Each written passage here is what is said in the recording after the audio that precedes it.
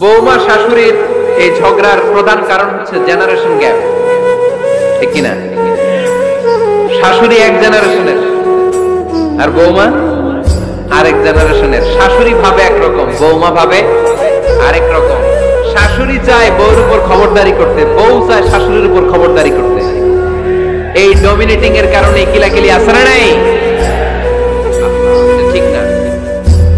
আমার শাশুড়ি মায়েরা যারা আছেন, প্রথমে শাশুড়ি দিয়ে শুরু করি। আমার মাইকের আওয়াজ যে ঘরগুলোতে যায়, আমার শাশুড়ি মাদেরকে বলবো, বউদের উপর অত্যাচার করবেন না। ছেলেরা প্রশ্ন করে, এক মা প্রশ্ন করছে, তোর এতদিন আমি লালন পালন করে বড় করলাম, জীবন যৌবন তোর জন্য শেষ করলাম, আজকে বউ পাইয়া বউ তোর আপন হয়ে গেল। এবার ছেলে উত্তর দিছে, মা, আমার মুখ থেকে মা ডাক শোনার জন্য তুমি কি কষ্টটাই না করছো জীবনে। 10 মাস আমার পেটে ধারণ করলা, খাইতে পারো নাই, বমি করছো, খালি ওষুধ খাইছো, তোমার পেট কেটে আমার বের করা হয়েছে, 2 বছর আমার দুধ খাওয়াইছো, পেশাব পায়খানা পরিষ্কার করেছো। বয়স যখন 3-4 তখন তোমার আমি মা ডাকছি। এই মা ডাকটা শোনার জন্য তুমি এত কষ্ট করছো। আর আরেকবারের মাইয়া এই ঘরে আইসে তোমার মা ডাকা শুরু করছে। যেই মেয়েটা তোমার মা ডাকে সে আমার আপন হবে না কেন? মা, এই মা ডাক শোনার জন্য তুমি এত কষ্ট করলা, আমার লালন পালন করলা, 10 মাস পেটে ধরলা, পেশাব পায়খানা পরিষ্কার করলা, এরপরে মা ডাক শুনতে পারে। আর আরেকবারের মেয়ে জানা নাই চিনা নাই এসেই তোমার ডাকা শুরু করছে মা। তো যে আমার মারে মা ডাকে তার স্থান তো আমার কলিজায়, ঠিক কিনা? শাশুড়ি আম্মারা যারা আছেন, প্লিজ বৌমাদেরকে কষ্ট দিয়েন না। অনেক শাশুড়ি আছে পান থেকে চুন খসলে রেগে যায়, পদে পদে স্ত্রীর ভুল ধরে, বউয়ের ভুল ধরে, আছে না নাই? এটা করবেন না। সে তো নতুন, আপনার অনেক এক্সপিরিয়েন্স হতে তার সময় লাগবে। তাকে সময় দিন, তাকে ভালোবাসুন, ঠিক কিনা? না বুঝে সামান্যতে বৌমারে বদদোয়া দেয়, এরকম আছে না নাই? কিন্তু বুঝতে চায় না, বৌমারে যদি বদদোয়া দেয় তাহলে তার নিজ ছেলের পরিবারের ক্ষতি। পেটে ধরা যে ছেলে, ছেলের পরিবারের কিন্তু ক্ষতি, তার আপন নাতি নাতনিদেরই ক্ষতি। আওয়াজ করে বলেন ঠিক কিনা? বৌমাকে বদদোয়া দিয়েন না। বৌমাকে নিজের মেয়ের মতো দেখবেন। সমাধান আমি দিচ্ছি, কেমন দেখতে হবে? নিজের মেয়ের মতো। নিজের মেয়ে সকালে ঘুম থেকে ওঠে 11টা, ওইটা সমস্যা নাই। বৌমা কেন উঠলো না, ওইখানেই ঝামেলা, আছে না নাই? মেহেরবানি করে আপনার বৌমাকে আপনার নিজের মেয়ের মতো দেখেন। নিজের মেয়েরে যেমনি আদর করেন তাকেও অমনি আদর করেন। আপনার বৌমারে যদি আপনি কষ্ট দেন, মনে রাখবেন আপনার নিজের মেয়েটাও আরেকবারের বউ হয়ে কয়েকদিন পরে যাবে। আপনি যা যা করবেন আপনার মেয়েকেও তারা ওই রকম কষ্ট দিয়ে বাড়িতে ফিরিয়ে দিবে। চিল্লায় বলেন ঠিক কিনা? খবরদার, টিট ফর ট্যাট। ইট্টি মারলে পাটকেলটি খেতে হয়। এজন্য শাশুড়ি আম্মা জানারা যারা আছেন, বৌমার সাথে খারাপ আচরণ করবেন না মেহেরবানি করে। তাকে আপনি কষ্ট দিলে আপনার নিজের মেয়েটাও আরেকবারের বৌমা হবে, সেও ওই বাড়িতে এই কষ্টগুলো ভোগ করবে। এগুলো যখন আপনি শুনবেন তখন আপনার চোখ দিয়ে পানি পড়বে কি পড়বে না? পড়বে। এবার আসেন বৌমার কথা বলি। বৌমা যারা আছেন মেহেরবানি করে, বৌমা যারা আছেন মেহেরবানি করে আপনার শাশুড়ি আম্মাকে নিজের মায়ের জায়গায় রাখবেন। আপনার বাড়ি ছেড়ে নতুন বাড়িতে আসছেন, তো এটাই তো আপনার বাড়ি। আপনার মা রেখে দিয়ে নতুন মা পাইছেন, এটাই তো আপনার মা। তো ওনাকে মায়ের জায়গায় বসাতে আপনার সমস্যাটা কোথায়?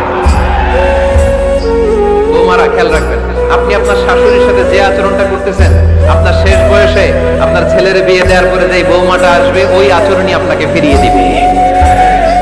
এজন্য 9 নম্বর পয়েন্ট হচ্ছে মিউচুয়াল রেসপেক্ট। সবাই যেন সবাইকে ভালোবাসি। দোষ ছাড়া মানুষ নাই, সবার দোষ আছে। আমরা যেন একে অন্যের দোষ না খুঁজি। বৌমারা, আপনাদের কেন যদি আমার মাইকের আওয়াজ যায়, অল্প কিছু টেকনিক অবলম্বন করলে আপনি আপনার শাশুড়ির মন জয় করতে পারবেন। শাশুড়িরা আসলে বেশি কিছু চায় না, আগের জামানার মানুষ তো, এদেরকে ওইভাবে হাত করতে হবে। মাঝে মাঝে একটু শাশুড়ির মাথায় তেল দিয়ে দিয়ে, চুলে তেল দিয়ে দিবেন আর কি, মাঝে মাঝে চুল আঁচড়ে দিবেন। এগুলো কিন্তু খুব পছন্দ করে শাশুড়িরা।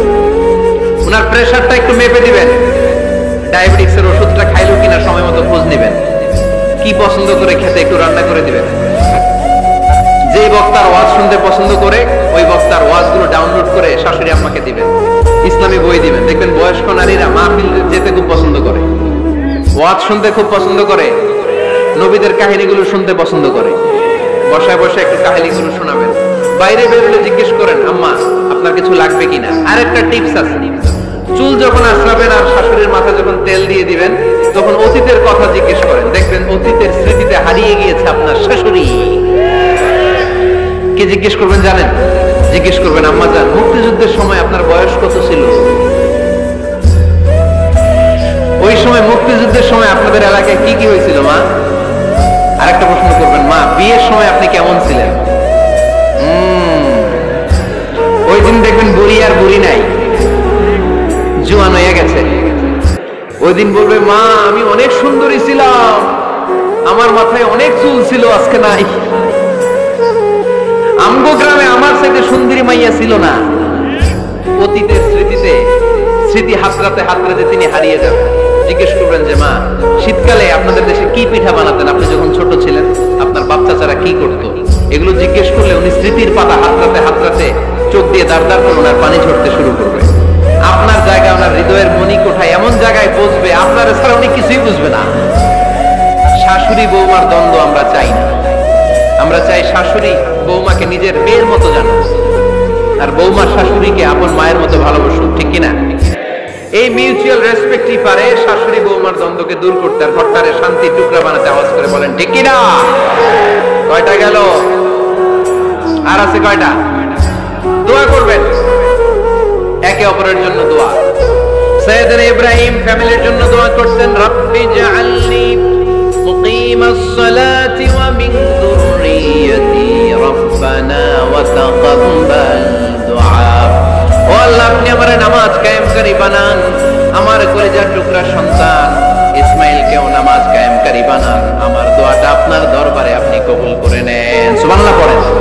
রব্বানা ইন্নী আসকানতু মিন যুররিয়্যতি বিওয়াদিন গায়রি যী যার'ইন 'ইনদা বাইতিকাল মুহাররাম। ও আল্লাহ, আমার সন্তান সন্ততি, আমার ফ্যামিলিকে ধুধুমরু প্রান্তর এই উপত্যকার মধ্যে তোমার কাবা ঘরের সামনে রেখে গেলাম। তাদেরকে তুমি নামাজ কায়েমকারী বানিয়ে দিও। গোটা বিশ্বের সব মানুষের অন্তর আমার ফ্যামিলির দিকে আল্লাহ তুমি ঝুঁকিয়ে দিও। আমার কোরআন আমাদেরকে শিখালো, রব্বানা হাব লানা মিন আজওয়াজিনা ওয়া মিন যুররিয়াতিনা কুররাতা আ'য়ুন ওয়াজআলনা লিল মুত্তাকিনা ইমামা।